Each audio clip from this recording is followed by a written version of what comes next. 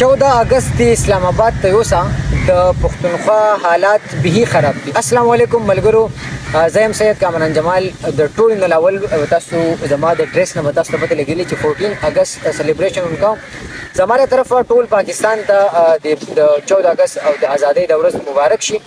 زه په دې ازادۍ په دې ورځ باندې یو ورته شان پیغام ریکارډ کول غواړم چې نن سبا په خیبر پختونخوا کې کوم حالات روان دي او طالبان دي بدیر کې بنیر کې سواد کې په شانګله کې په مختلفو علاقو کې پورا پکې بيګي کې زما دا ریکوست دی زمونږ د سیاستدانانو ته زموږ الیکټیبلز ته چې خپل سیاست په خپل طرف په خپل ځای کوي، خپل سیاست د خپل نظریې سره کوي. کله چې زمونږ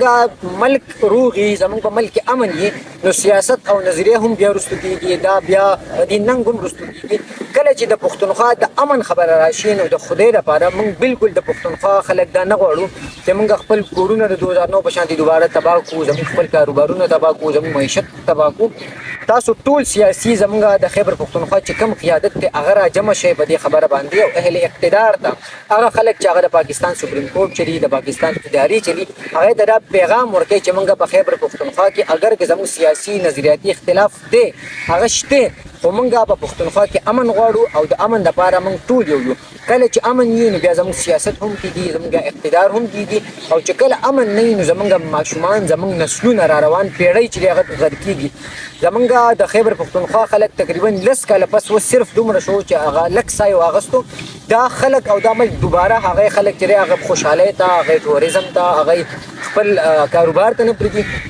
نو په اخر کې د ټولو خیبر پښتونخوا الیکټیبلز ته سیاستدانانو ته پوهانو ته دانشورانو ته دا ریکوست دی چې په دې موقع کې دا تاسو د یو ډیر غټ کردار د لوبولو وخت دی، تاسو را مخکې شئ، تاسو خپل خلک ریپرزینټ کوئ، خپل خلکو کې اویرنس پیدا کړئ او عوامو ته دا ریکوست دی چې خپل سیاسي اختلاف په یو ځای کې